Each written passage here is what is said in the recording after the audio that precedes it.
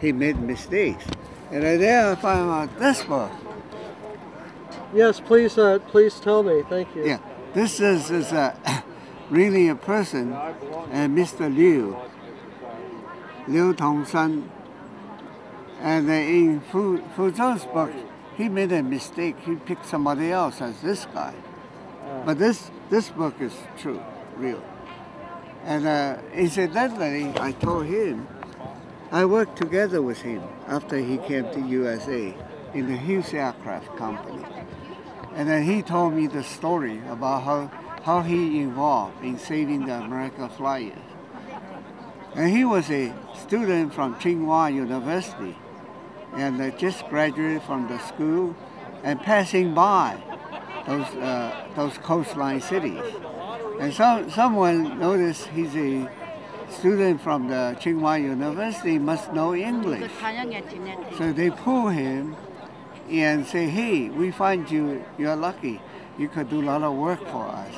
So he was the one recruited by the local people as a translator, do the translation to help the airmen how to sneak, how to sleep, how to avoid the Japanese occupation soldiers, and all the way to Chongqing.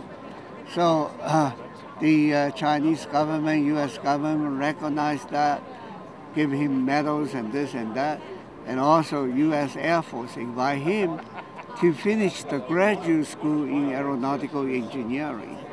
And that's why he stayed, worked for the Air Force in USA. So he came to Los Angeles representing the Air Force while I was working there. And then we got very acquainted. I heard him give me stories and all that. So after I pointed out to Mr. Field, some of the story are not real or by mistake, and he agreed to meet with my friend Tongshan Liu's son. Both sons also live in Los Angeles. So we had a good meeting and talk about the past and all that. Yeah. So that's kind of interesting. Do you think he should take off his sunglasses? No. Well, I think we're doing fine.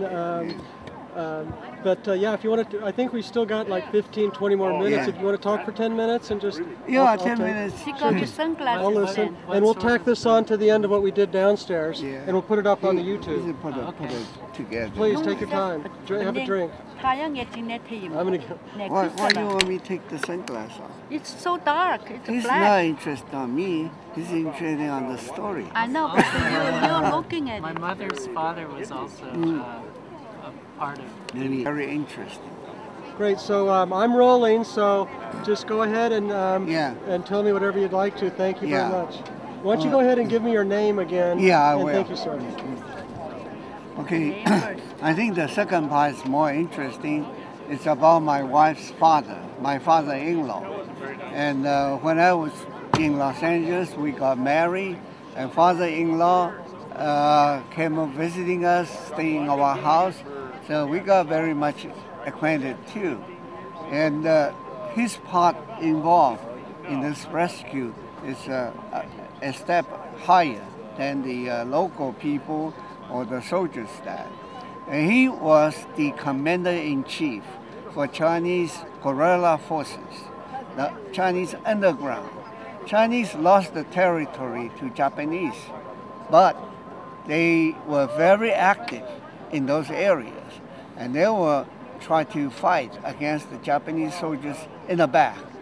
And so her father, Mr. Tao Yi-san, is the commander-in-chief, and his duty is form 5 regiment along coastline to hassle the Japanese soldiers and military.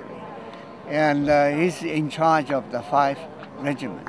And one of 4, number 1 and number 2 is very interesting. The members in number 1 and the number 2 regiment are Chinese Mafias. So during the peaceful time, they do certain things, making profits through the drugs or murder or stealing things. But during the wartime, her father went to Shanghai, talked to the leader. The leader's name is Du Yue-sen, and also knows his children and all. So Du Yue-sen says, oh, yeah, I'm Chinese. This is my right and my duty. I have to serve China in the wartime. So he switched all the Chinese Mafia along the coastline, become the Chinese guerrillas.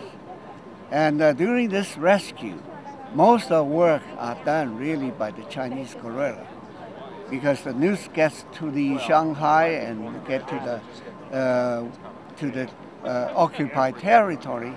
The only people will take order from the Chinese central government are guerrillas. So they all would notice American flyer will be landed there in the two secretly built airports. But Doolittle's airplane, as you know, running out of fuel. They didn't make to the airport. They landed on the coastline, all have to parachute down and survive, crash the airplane. So Chinese guerrillas went to every location within 1 hour. They brought all the Japanese flyers and all that to safety and hiding them. Then they sleep in the daytime. They sneaking out in the nighttime. Sometimes they go through the high mountains, all that. Japanese have no way to find out. I believe they're going to raise, they just raised this. If you want to turn around.